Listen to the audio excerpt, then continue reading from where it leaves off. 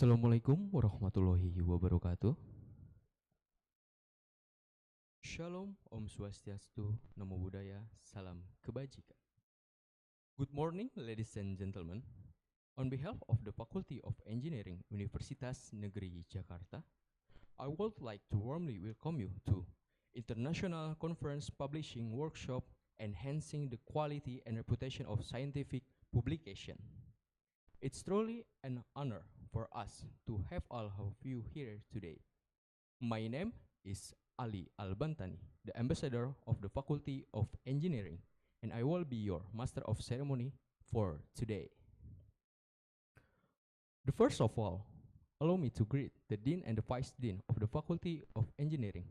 There is our Dean of the Faculty of Engineering, Universitas Negeri Jakarta, Profesor Dr. Neneng Siti Silvi Ambarwati, SSI APT MSI, and Vice Dean Third, Dr. Insinyur Himawan Hadi Sutrisno, ST.MT. And our distinguished speakers, Professor Nurzaman Janji from Taylor University, Malaysia. Ladies and gentlemen, to begin, let us rise and respectfully sing National Anthem of Indonesia Raya, followed by Mars Universitas Negeri Jakarta. Please kindly stand up.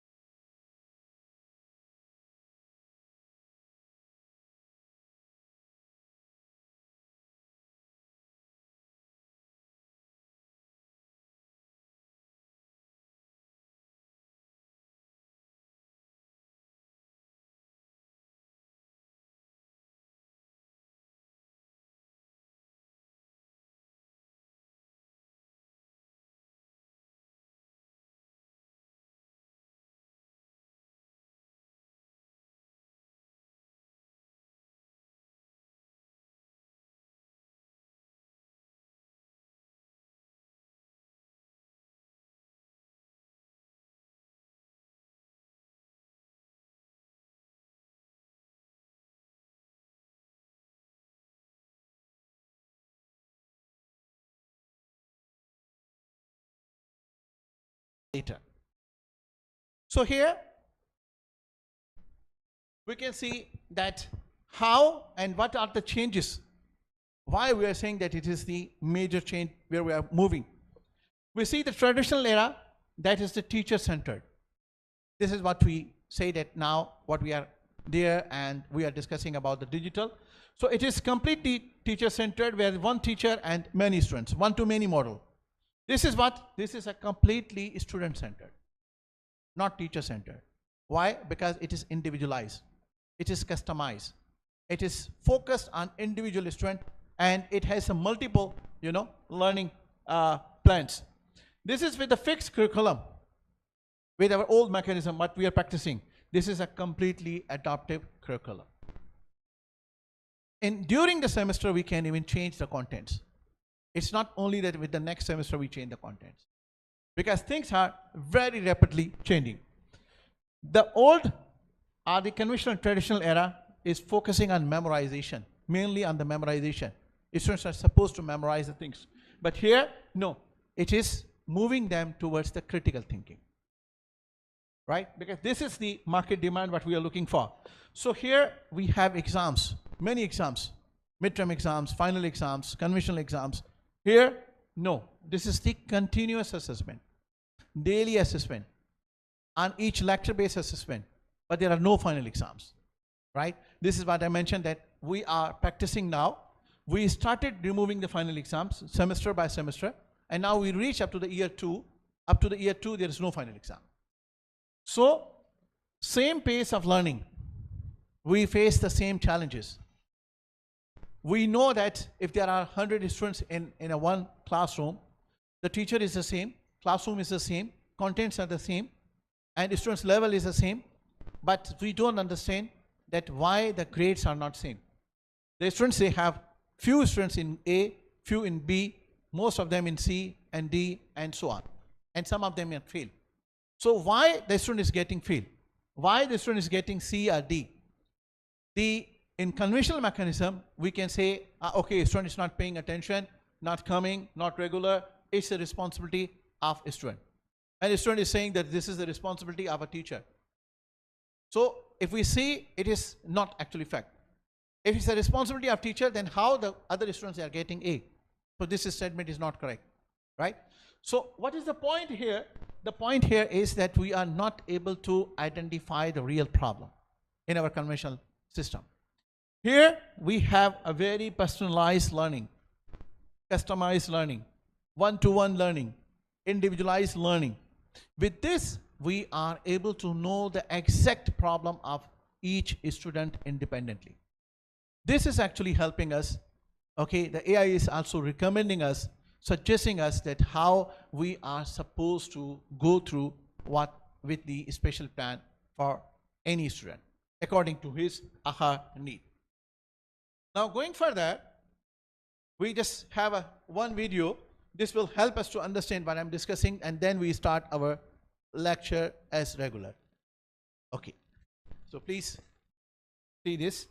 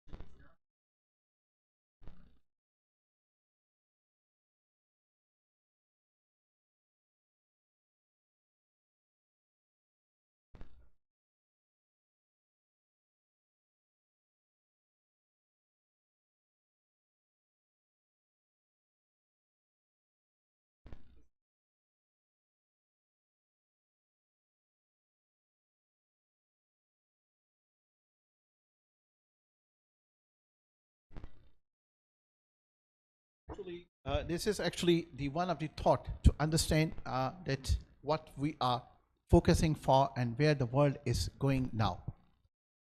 We cannot live without the world. We cannot, produce our practice the curriculum which does not have the value or the utilization in the market. So where the market is going, that is the point where our today's talk starts. So today we will be focusing about, now that was actually just a warm-up to give you the understanding that why we are here, why AI is required, why new curriculum is required, why adaptive learning is required, why we are supposed to move with the transition to the other side. So today we are discussing like curriculum innovations. This is how that will be the roadmap for our presentation. Then we'll be looking for AI especially, right? And then we will be looking for cybersecurity, because that is becoming a very critical part of today's world. Then we will be looking for the digital literacy and the future universities. When we are saying the future universities, means the universities concept in 2035. How the universities will look like in 2035. And we need to plan well before time. We need to think about that how we are. So here we go with our first start, where we are focusing about the curriculum innovation for the era. We are looking for, that how we are going to redesign the courses. Because we know that now the challenges are very different. What are the future skills? How and what sort of the graduates will require, right? So we need to be aligned. And what is the industry alignment? What industry is doing? What job ways are changing? And the interdisciplinary learning, the last part, which is a very important part. Why I said this last part is a very important part. If we just go 1 decade before, 2 decades before, we find, the lecturers, professionals, they can say that I'm the specialist for area A, area B, area C. This is my core research area. Today is also the same. But today, if you are going like this way, that I only belong to this, you cannot survive. It is actually, the time is about the interdisciplinary learning. So what is the best example for that? Why we are claiming that? If we see that 1 decade before, the computer science domain was an independent domain. Someone can say, I'm the computer science specialist. My specialization is software engineering. My specialization is, assembly language, or something. But now, even the whole domain for the computer science has become like an application. It is like an application which is ready to be used with any of the domain. The computer science, which means the AI and cybersecurity or any other domain, it can be equally workable for engineering, for finance, for business, for education, for health, for defense, in any domain. This doesn't mean that it is showing that the computer science is something which is very important. No, this is showing that this is the time for the interdisciplinary approach. So at the same time, the other disciplines are also the same. If we look from the engineering side, okay, now this become, working the cross borders with other disciplines as well. So all of the domains now, the cross, domains, they are not very specific. Why? The point is that because the world is changed, the curriculum is changed, the technology is changed, the requirements are changed, the industry is changed, and so on and so off.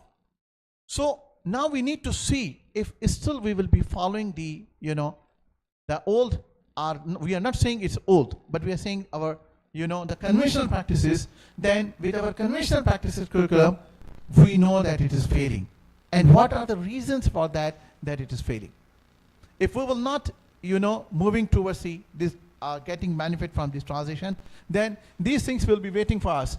Why? Number one is the outdated contents.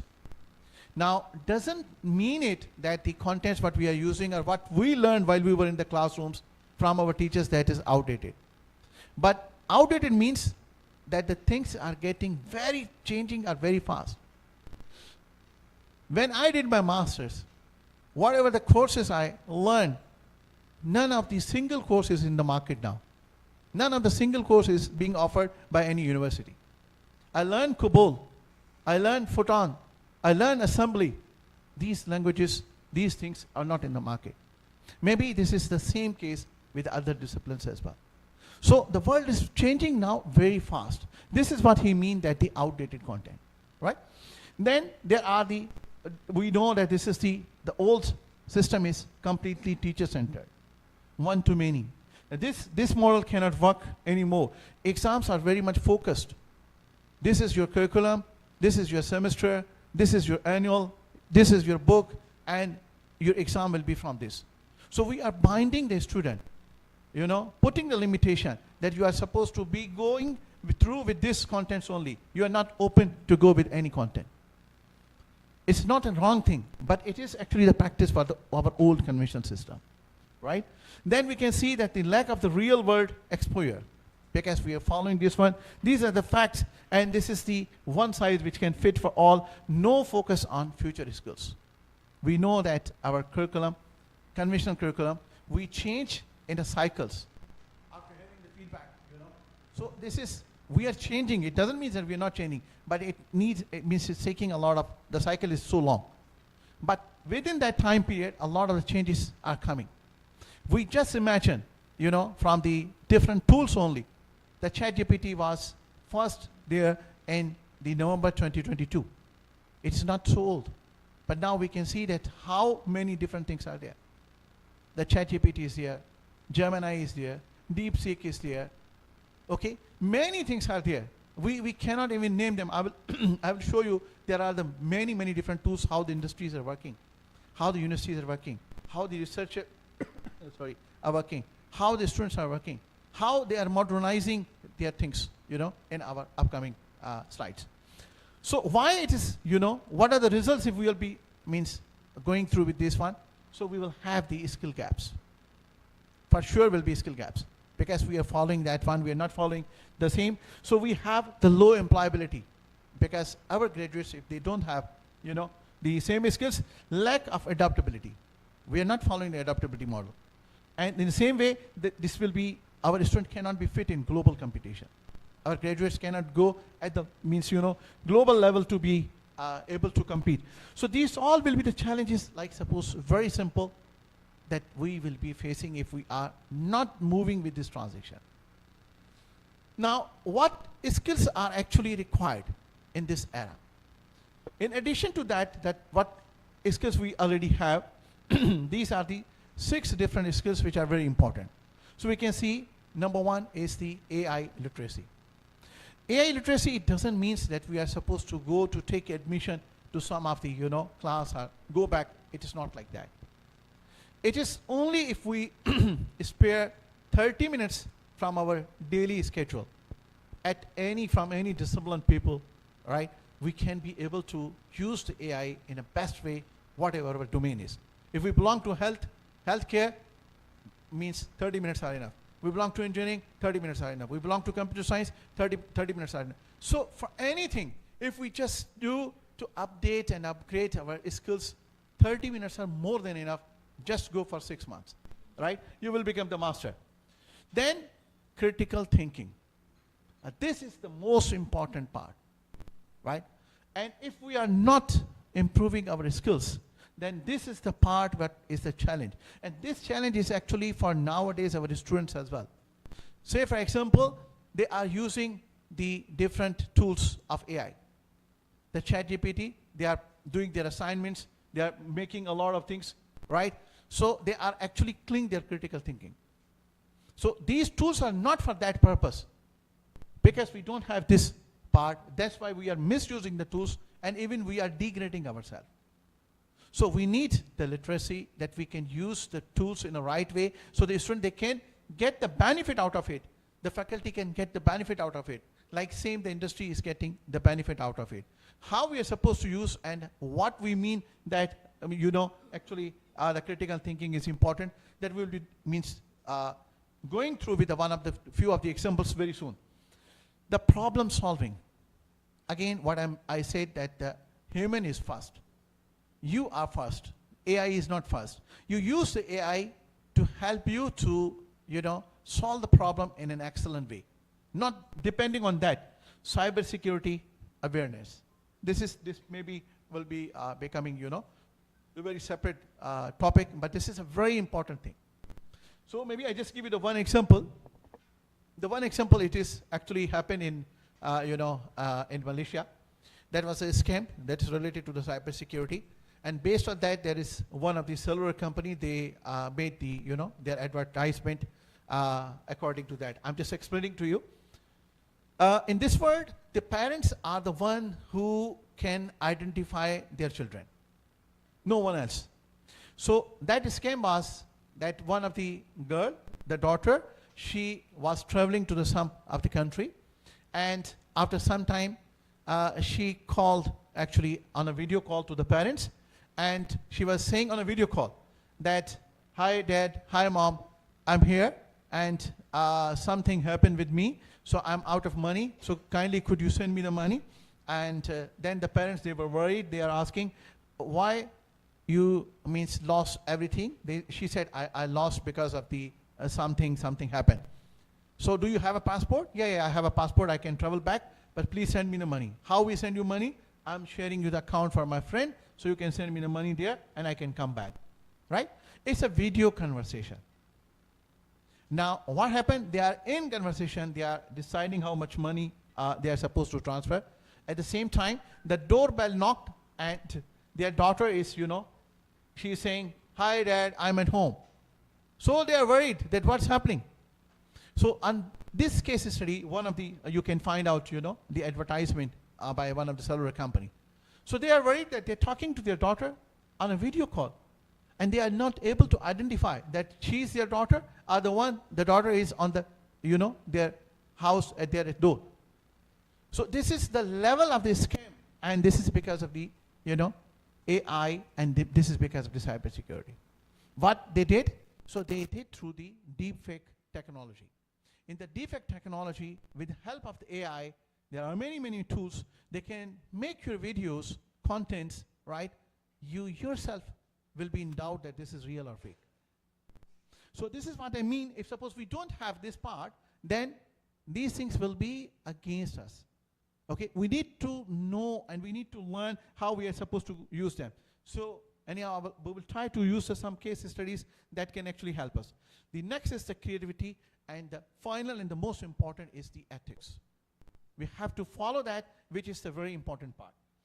Now, going further, like suppose, what is the evolution in education, like what we said? In 1990s, the internet was there. Then in 2005, the e-learning system, era system, they were there. Now 2020, it was an online learning era, course era, MIT, open courseware, many things. Then in 2023, like what I said, that 2022 November, the ChatGPT was there. So in 2023, the generative AI is there. So I hope that we know that what is the generative AI. Okay, it is even a more stronger feature. With the generative AI, we can create any synthetic data.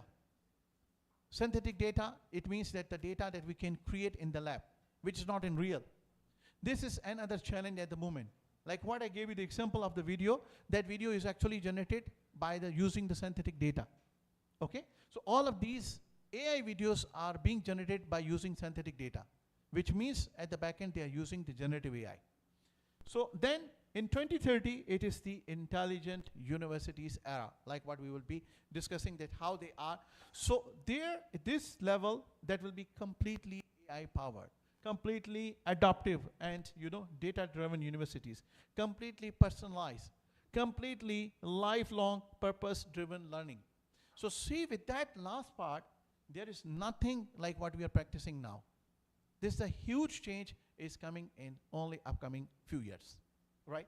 So now to keep this in mind, if we see from the perspective that what we are supposed to, see from the AI perspective, that how it can power and make our curriculum smart, the first and the most important thing is about the adaptive learning. So adaptive learning, we already discussed, that was a complete session, yesterday. But like what I mentioned, that it is very important. The adaptive learning is a way that during the class, we are able to, monitor the students, individual students, and we can see that how it is. Or maybe I can take you ahead and I show you first, and then we can come back. So because I'm again and again I'm referring to that AI adaptive learning. So this is more good. So you understand. Learn this. After that we will come back, and then we will be able to, when I refer adaptive learning, that what it means. So this is one of the project. Right? This is sorry. This is one of the project, a school project in the China. This is, we discussed yesterday as well. This is the simple model of the adaptive learning, right? You guys just see that, and then we will discuss, and then I will let you know that what we are doing with this project. Sorry.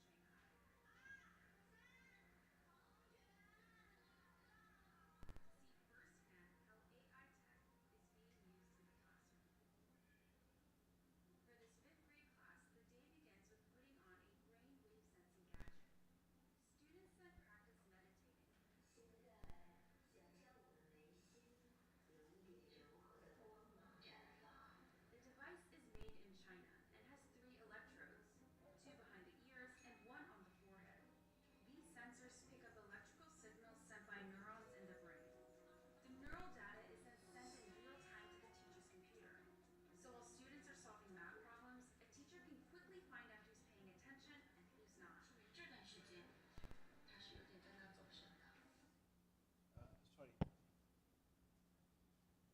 I was just trying to start that to show you that.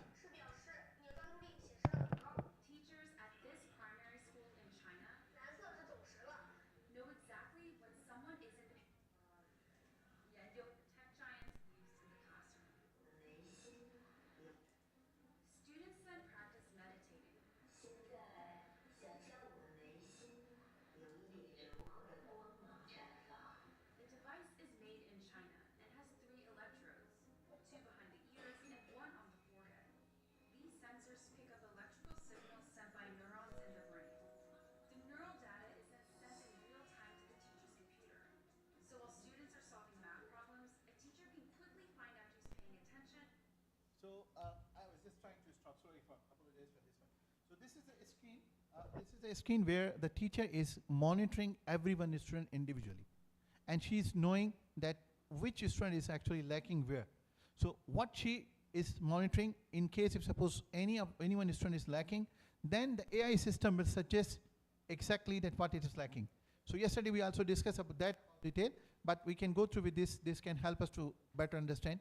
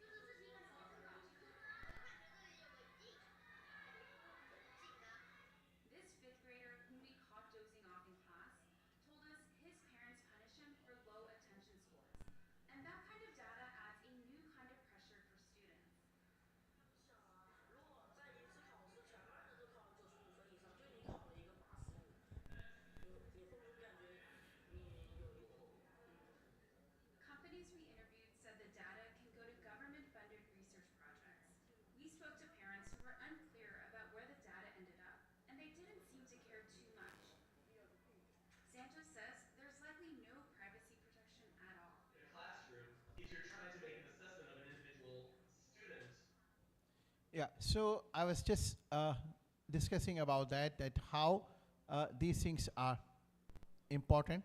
And then now just going back. Yeah. So now that was the one of the example about the adaptive learning. Okay, it's a very small scale. This project is started in China, and our research Center for Intelligent Innovation from Taylor's, I'm the director for that. We are part of that project. I recently visited them. So how this is working, you can see that how this is bringing 12.5% better results, overall grades when we are looking for the overall grades. And now the government is actually planning and are working for the project, like suppose using the AI, especially for their school, secondary school students. What it is, they are looking to help the AI. AI can help them to understand that what is the trend of the students, what is their core trends of the student. Like when they are in a secondary school, their trend that they are more good towards to become an engineer, to become a doctor, to become a scientist, to become an accountant. So that AI can help them to the government, to the student, to the parents, so they can plan their future plannings, institutions like that, and they believe that with this help, the students, they can be able to perform with an excellent, level. So this is how the world is moving, right? So now we are looking from the adaptive learning, patterns, which is the part of the future learning, which is the part of the future AI learning. This is what we are expecting by 2030 and onward. And in 2035, the things will be completely changed, where the metaverse and everything will be, playing a very important role. So they need the AI tutors, like that we have automated assessment systems, automated real-time assessment system. In adaptive learning, it is already real-time assessment learning systems, intelligent, the analytics, like what we refer about the data science. This is, we need the real-time, analysis. Based on that, we can be able to design the, multiple specialized, individualized learning plan. Now, going further, this is about the personalized learning plan, that students learn at their different speeds.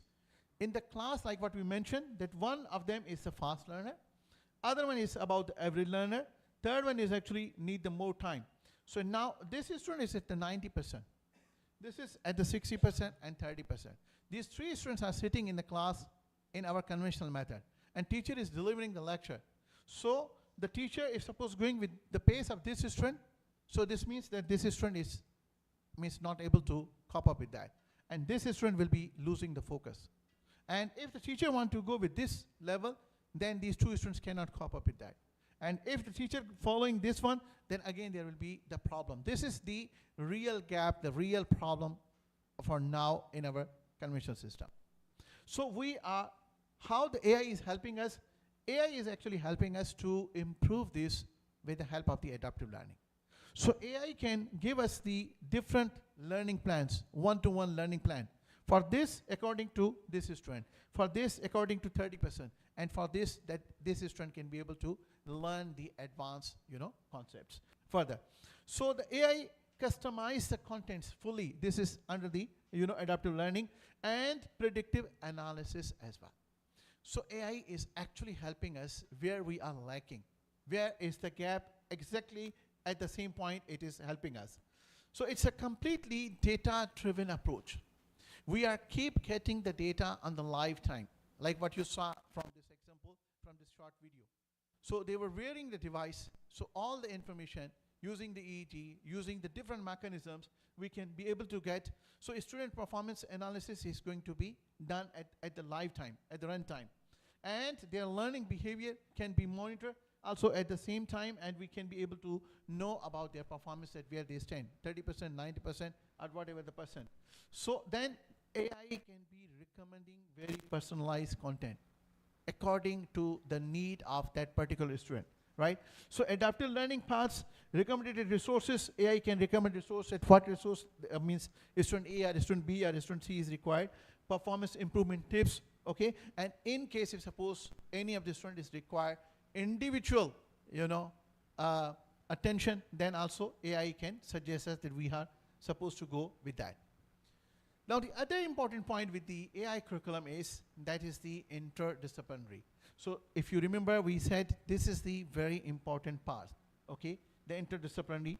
So now with this interdisciplinary part, this is AI can be in any domain, in healthcare, in business, in law, in cybersecurity, in anything. Now, what does it mean? This means what? That the future of the learning is completely changed. We cannot keep, fixed, or we cannot keep a bound curriculum to the one point. Everyone, every student. Now, if the student belongs to the design school, that student needs the AI as well. If student belongs to the engineering school, that student needs the AI as well. If student belongs to any school, that need the AI. So don't you see or don't you say that AI means a computer science? Like what I said, that the computer science become an application which can be fixed with any domain, right? So in the same way, it is an interdisciplinary learning. So our future curriculum should be supportive to the interdisciplinary learning, otherwise we cannot be able to go through with this. Now, now just have one other video. I'm sorry, I'm showing more videos because it is very important to understand, to visualize to the future things.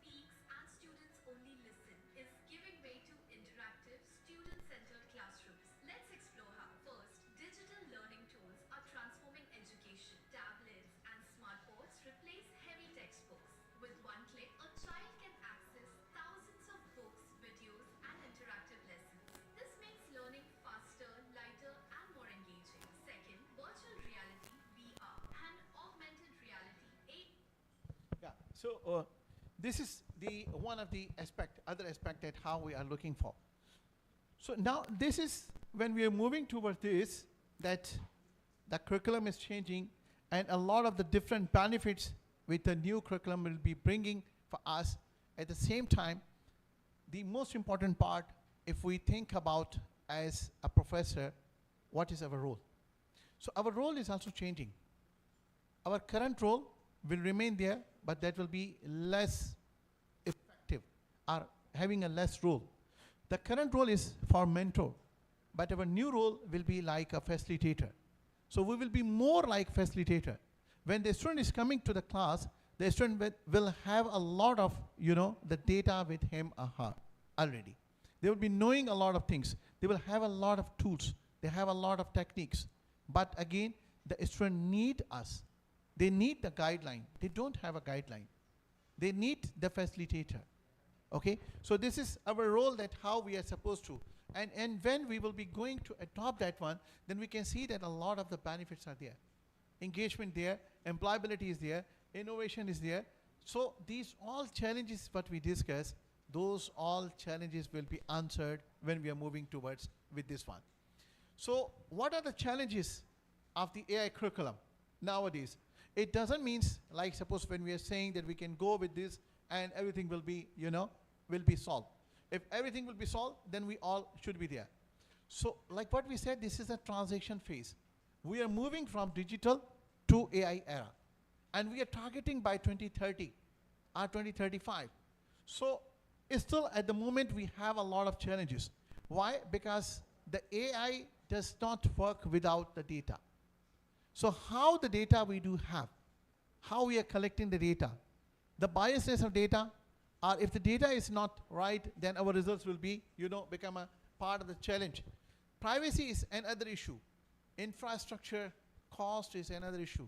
Our current system, our current universities, they only support our conventional system. They don't support to the futuristic approaches. So there are a lot of the, challenges are there. Teacher adoption itself is very important, right? What I mean by the teacher adoption, there are many teachers, they can adopt by themselves. But we need a very organized mechanism like a couple of countries, including China and Singapore, they are using. Okay, so we need the methods that how we are going to entertain with the teachers, that they can be able to adopt this one, so the student can get benefit. Ethical risks are there, and the mirroring AI impact. These are the challenges at the moment at the same time. So role of the faculty in AI era, like what we said, that will be completely changed. Right now, like we are a mentor, but we will be having a more role like a facilitator. So this is actually the change of the role at the same time. So supervisors, the AI also supervising to our students, but this is very critical again. What do you mean by the critical? Like what we said, that when we are using the AI, when we are using the tools, when we are using the techniques, if we are not know that how we are supposed to use, then it will be 180-degree wrong. How that will be 180-degree wrong, I will show you the sample in a couple of minutes. Okay? So we need to provide, we need to assist with a critical thinking to our students. So then only we would be able to go through with that. Now, we can see that how the interactivity are the new university, which will be in 2035, what we are targeting. Those universities will be having, focusing about, from a very different perspective. So their group task will be, in a different way. They will be imaginations. They will be looking for the ideation, designing, presenting. The curriculum will be completely changed curriculum like what we are following nowadays. So I can show you the one sample of the curriculum.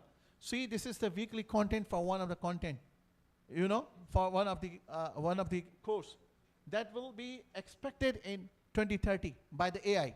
So see from here, this is one of the course which is about the, introduction, week number 1, introduction to the course about the AI and cybersecurity. Week number 2, it is the threats. Week number 3 is, again, threats, smart networks, ethical hacking, blah, blah. So you imagine here that these all are the contents are more towards the hands-on approach. They are not on theoretical approach. They are not basically, just only one-to-many mode is there. So that will be actually changing our university to the next level. So these are the different other aspects that we can see from that the future means how curriculum will be, how universities will be, and what will be the role of the instructors at the same time as well. Now, why we are saying a lot? Why we are saying a lot? So do we think that it is actually really important to think about? It is only we are just saying. So we can see a lot of the universities, they are already applying this AI learning, this AI curriculum, this adaptive learning. So one of the universities you see from here, the Wharton University. The other universities are here, Mohammed bin Zayed University in UAE. Other university is the KAUST, which is in the Saudi Arabia.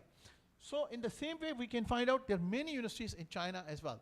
So these are the universities, they already started applying, they already, going with a very fast pace with this transformation. Now, how we can see that, we could be able to evolve our graduates, how we can give them the right understanding, how we can teach them that AI can help you, okay, not to misguide you. This is the most important part. So we can see from here that these are the different 8 points that are very crucially important to have the answer for this one. That how higher education curriculum can evolve to prepare the graduates for an AI-driven. This is the most important era where we are living now. A lot of the different tools are in the access to our students. And our students had a thought that probably we can have a solution, we can have an answer for our assignments, we can do anything with the help of those tools. But that is actually completely 100% wrong. Why it is wrong? Because they don't know the direction. They only know that the tool is there, they can prompt for something that will provide some solution, and they are taking that solution as correct solution. But this is where they need the direction. They need the guideline. This is where the role of the teacher is there. So we need to guide them that how they are supposed to use them. So we can see from here that a lot of the things, like suppose we need the data, AI literacy for all, that like what we are focusing about the students and about the teachers as well. We need to focus on interdisciplinary approaches. Now there is very important this, without this we cannot go. So our curriculum should be, focusing on this, and the critical thinking and problem solving, not only, the prompt writing. The same way it should focus on the ethics, responsibilities, so they need to know that what they are doing, what is allowed to do and what is not allowed to do. They are not misguiding, they are not misleading themselves, okay? If they will be misleading, then they will be even, damaging their credibilities. So lifetime learning and adaptive learning, this should be the part of our curriculum. At the same time, the real world experience and industry collaboration is very key for the success of the AI-based curriculum. Then the AI-enhanced teaching and assessment, we don't need final exams. We need regular assessments, okay? And we need to know that what they are learning and how we are just improving all the time. It's an iterative exercise. Finally, digital cybersecurity awareness as well, like what we gave the example for one of the case a couple of minutes before. So now, how we are integrating AI in higher education, this is very important. So education is need the AI, but how we are integrating. At this moment, there is no integration, means in our conventional system. Why there is no integration? Because the tools and techniques, they are freely available. The academic staff is using with their own understanding. The students, they are using their own understanding. That's what we are facing a challenge. We need a proper plan if we wish to be, the part of that. So we can see that AI in higher education refer to the use of intelligent technologies and data-driven system to improve teaching, learning, administration, and the research in the universities. At the moment, if suppose we ask someone how you are using these technologies for teaching, maybe we don't know. The few of the teachers they are using, few of the teachers they are not using, few of the teachers they believe it is not ethical to use. If we ask to the students, they don't know. Few of them they are using, few of them they know that they are using, but they don't know that it is correct or not, ethically correct or not, and what they are using, the way they are using is correct or not. So we know that 92% of the students, they are using the AI tools in their studies, but without knowing how to use and why to use and for what purpose it is supposed to use. 80% of the faculty is applying in AI in teaching, which is a good sign. But because we need to, have the high literacy of AI. So most of them they are using, but they don't know how they are using, right? So now, if we just go through with this, before we go through with this, I can show you the one of the example, like what we are referring again and again. So you please allow me. That what we mean, that how we are supposed to use. For example,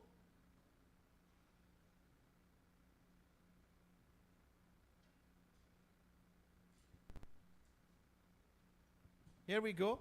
So here we are just having a one example to see. I'm so sorry, there are many browsers. Yeah. So what we are going to do, I'm just opening one of the tool, and I'm opening the ChatGPT. This is actually one of your best, everybody knows, everybody likes that. And then I'm just opening the Google Scholar.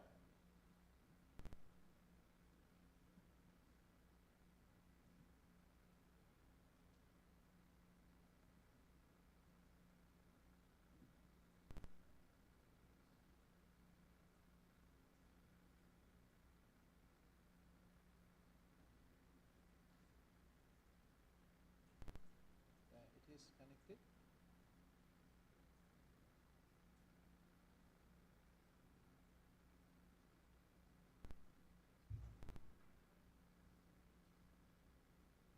Yeah.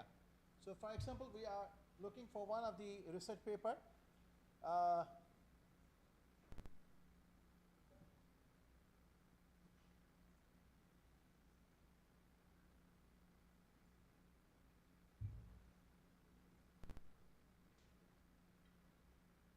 This is the research case.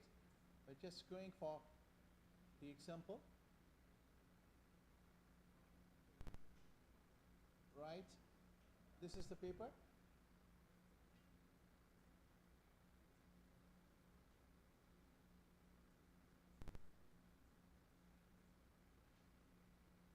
We can download this paper.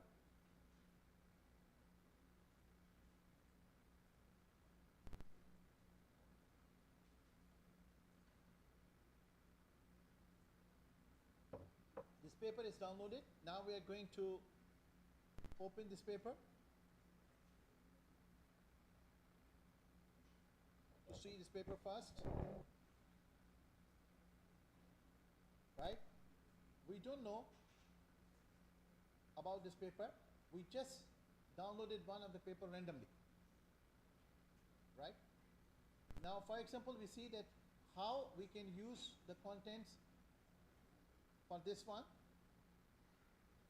correctly and how we are not able to use that.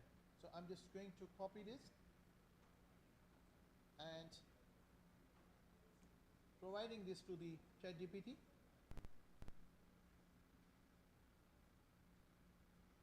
So this is what we mean, that most of us, while we're using this is the one of the example for one of the tool. But there are a lot of the different tools. When we don't know how to use, then you can see that how this is means taking us 180-degree in a wrong direction. I'm saying that it depends highly on my prompt. I will write the 3 different prompts. I'm saying write a review for this paper. The review should be minor and encouraging. This is number 1. Okay? Wait and see.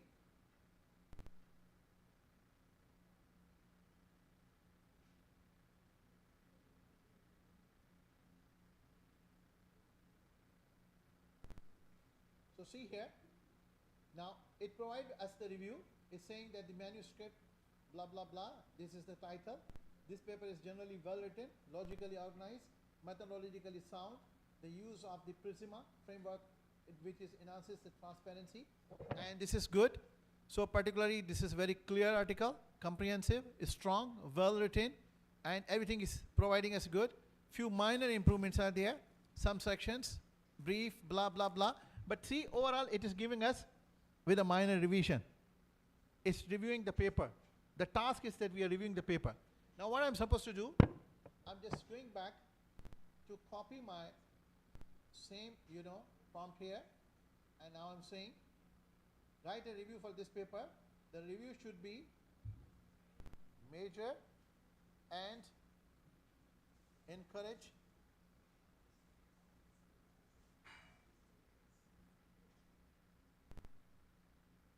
rejection. Now wait and see. The tool is the same, right? So now see what it's saying. The manuscript, this one, artificial intelligence, blah, blah, blah. And then it's saying that, however, despite the relevance of the topic, the manuscript currently presents several, substantial conceptual methodologies. Major concerns are limited novelty, weak depth critical analysis, methodological weakness. Previously it was saying methodological, it's good, sound, you remember? Now it's saying it is methodological, it's not good. And then restricting to review only the open access. So see how many points it's bringing.